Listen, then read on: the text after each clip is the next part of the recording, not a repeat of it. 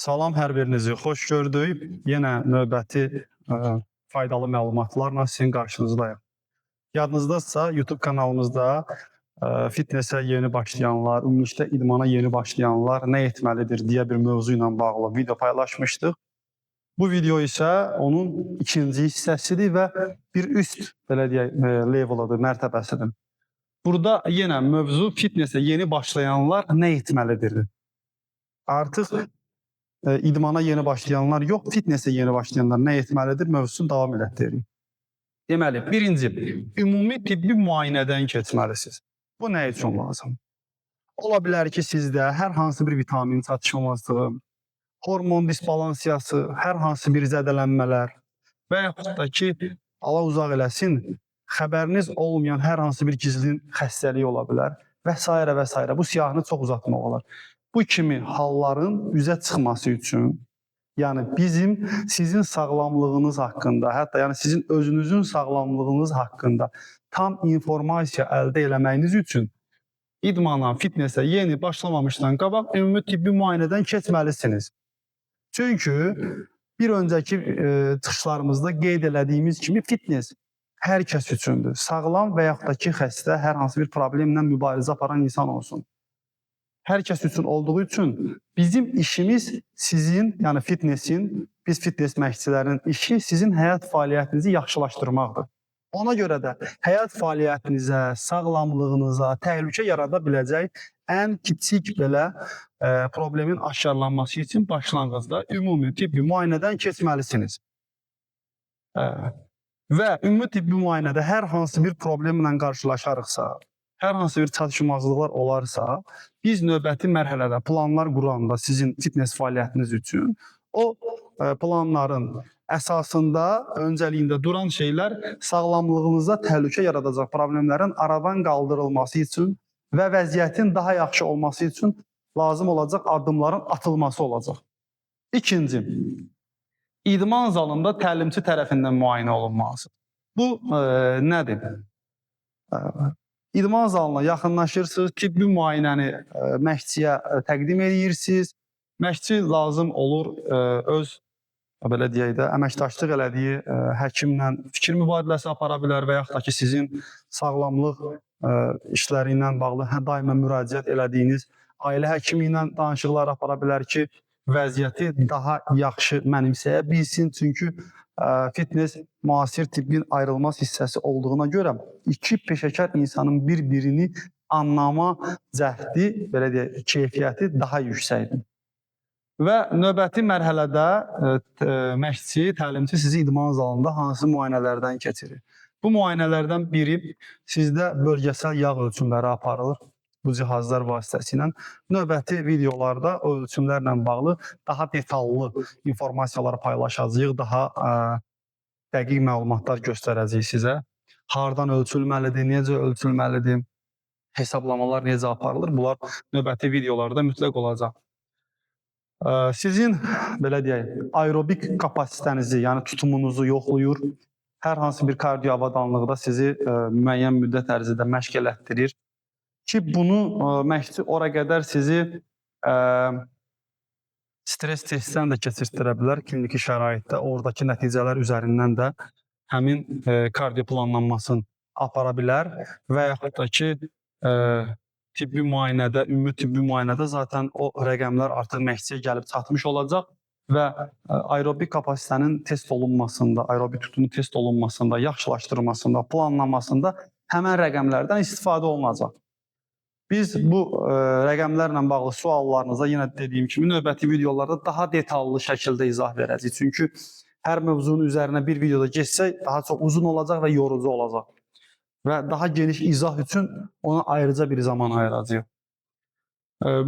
Balans potensialını yoxlayacaq, ümumi vücuda balans nə yerdədir, oturub durma hərəkətlərin, dartma, itələmə hərəkətlərin, bədənin ümumi koordinasiyasını müayinə edəcək məşqçi idman zalı şəraitində və növbəti məşq planlanmasında əgər hər hansı bir çatışmazlıq varsa, onu aradan qaldırmaq üçün plan quracaq. Üçüncü məsələ, təlimçi ilə birgə günlük həyat tərzinin müzakirəsi. Bu ən çox gözdən qaçırılan nüanslardan biridir.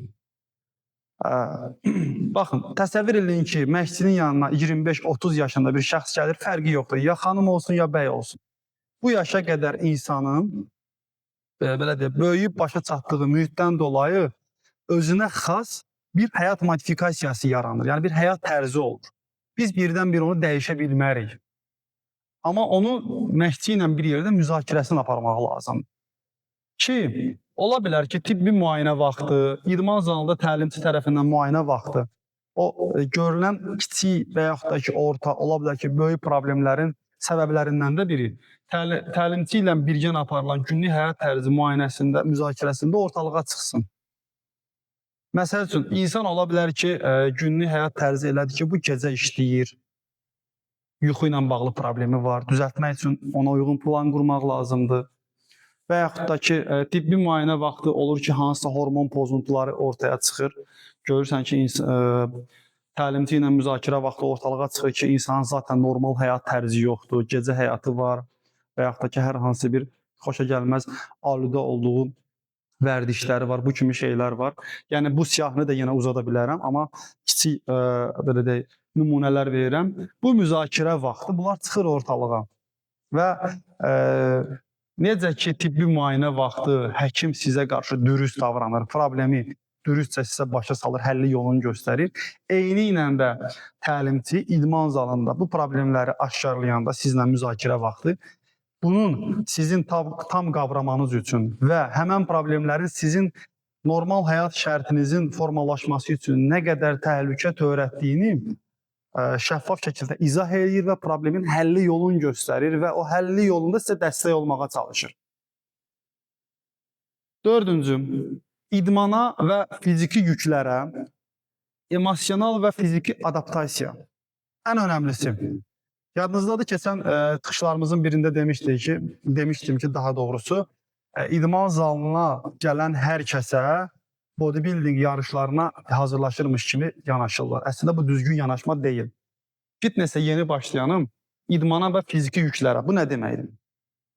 Ümumi fitnessdə məşğul olacağı idman bu addır. Ona və fiziki yüklərə idman zalında onun inkişaf etməsi üçün hərəkətlərin onun üzərində göstərdiyi fiziki təsir və fiziki yükün digər anlamı da işləyəcəyi ağırlıqlara adaptasiyadan söhbət gedir. Və həmən sadaladığım şeylərə emosional, yəni psixoloji cəhətdən mənimsəməlidir. Bədənin burada fiziki və emosional potensialı buradakı sadaladığım hansı ki idmana və fiziki yükə mövzusuna qarşılamalıdır. Düz belə də mütənasib olmalıdır. Yəni vücudun potensialından yüksək idman planım və vücudun qarşılaya bilməyəcəyim fiziki təsir və fiziki yük vermək olmaz. Bunlar düz mütənasib davam eləməlidir ki, həmən şəxs fitnessə və fiziki yüklərə emosional və fiziki adaptasiya ola bilsin. Emosional adaptasiya psixoloji cəhətdən hər şey onun üçün xoş olmalıdır. Enerjisi tam bitmədən idman bitirməlidir. Gördüyü idmandan, məşq elədiyi idmandan, yerinə yetirdiyi hərəkətlərdən zövq almalıdır. Çünki məqsədimiz onun həyat fəaliyyətini yaxşılaşdırmaqdır. Düzdür, bəzən ağrılar olacaq, çətinliklər olacaq, amma bu onun yaxşı olması üçün atılacaq addımlardan biridir. Və fiziki adaptasiya odur ki, bir çox hallarda idman zallarında görürük ki, məşqçi öz egosun, tələbənin, müştərinin üzərində belə deyək də göstərsin deyə, özün bir nevi təsdiq eləsin deyə şəxsin qaldıra bilməyəcəyi həm ağırlığın belə deyək də rasional olaraq yükündən söhbət gedir, həm də vücudun ona qarşı göstərdiyi təsirdən söhbət gedir. Qarşılaya bilməyəcəyi hərəkətlər və çəkilər verərək özün yaxşı məşqçiymişəm kimi göstərməyə çalışır. Bu, heç bir halda məşqçinin yaxşı olması anlamına gələ bilməz. İdmana yeni başlayanın fərqi yoxdur, 5 ildir məşğul olur, 10 ildir məşğul olur. Öz, belə deyək, idman həyatına uyğun, peşəkarlığına uyğun çətinliyi ola bilər, amma heç vaxt sürünə bilməz. Çünki enerji sərfiyyatı məsələlərində bu mövzuya da sonra gəlib ayrıca vaxt ayıracağım. Deyəcəksiniz ki, indi hər mövzuya müdaxilə olur, sonra deyir ki, ayrıca vaxt ayıracağam. Əmin olun ki, bu sizin hər şeyi sıfırdan qavramanız üçün lazımdır. Çünki bizə qədər bu şeyləri sizə çatdıran olmuyor. Nədən gedirdi söhbət? Deməli, harda qalmışdım orada? Mövzu nədən söhbət gedirdi? Hə, enerji xərcləmələri məsələləri. Okay, bu yeri kəsməyəcəm, qoy belə getsin. Enerji xərcləmələri məsələsindən söhbət gedir. Enerji xərcləmələri məsələlərində bir dənə nüans var. Qəbul olunan enerjinin orqanizm tərəfindən mənimsənilməsinə sərf olunan enerji, yəni qidanın termik təsirindən söhbət gedir. Orada belə yəni ki, idmandan sonra bir enerjinin halın qalmalıdır ki, çünki sən təbii şəkildə özünün həyat fəaliyyətini yaxşılaşdırmağa çalışırsan.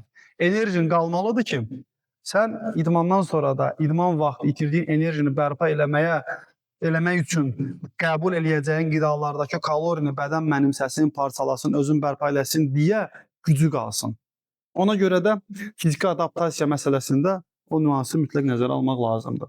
Və 5-ci mövzu, deməli, 5-ci nüans, bütün prosesin davamlı olması üçün disiplini qoruyub saxlamaq. Bura qədər artıq hər şey bəlli olur. Problemlər, üstünlüklər, geridə qalacaq bir şey, belə deyək, məsələlər, hər şey bəlli olur. Həkim, məşqçi və siz üçlü, belə deyək, komponent şəklində hər şeyi ortaya qoyub, müzakirə edib, nələri düzəltməli olacağınızı artıq bilirsiniz və plan qurulur, artıq yol alırsınız. Bir sistem var artıq. O sistem ki, hansı ki sizi sıfırıncı və yaxud da ki olduğunuz vəziyyətdən bir üst mərhələyə daha yaxşı halınıza daşıyacaq. 5-ci məsələdə bütün bu prosesi qoruyub saxlamaq üçün disiplinli olmaq lazımdır. Disiplinli olmaq üçün nədir? Yəni o sistemin qorunması üçün lazım olacaq addımlar atmalısınız. Saat neçədə yuxudan durmaq lazımsa duracaqsınız, yatmaq lazım olacaqsınız, yatacaqsınız. Hər hansı bir qida əlavəsi bu saatda qəbul olunmalıdır. Bu qidalar, kalorilər qorunmalıdır və bir çox və s. nüanslar saya bilərəm. Yəni ümumi bir bu 4 belə də punktda yazılacaq, bu 4 punkt üzərindən qurulacaq sistemi qoruyub saxlamaq üçün nə lazımdırsa eləyəcəksiniz. Bu da yəni bütün prosesin davamlı olması üçün disiplini qoruyub saxlamaq məsələsidir. Yenə də bir faydalı mövzunun sonuna gəldik. Hər birinizə təşəkkür edirəm bizə zaman ayırıb dinlədiyiniz üçün. Yenə də sizi maraqlandıra biləcək hər hansı bir mövzular, bu mövzu ilə bağlı suallarınız varsa onları bu videonun şərh bölməsində, digər sosial hesablarımıza mesaj vasitəsilə, rəy bölmələrində və WhatsApp vasitəsilə bizə müraciət edə bilərsiniz. Əmin olun ki, bütün suallarınız cavablandırılacaq. Sizin suallarınız üzərindən daha real problemlərlə mübarizə aparmağa çalışacağım.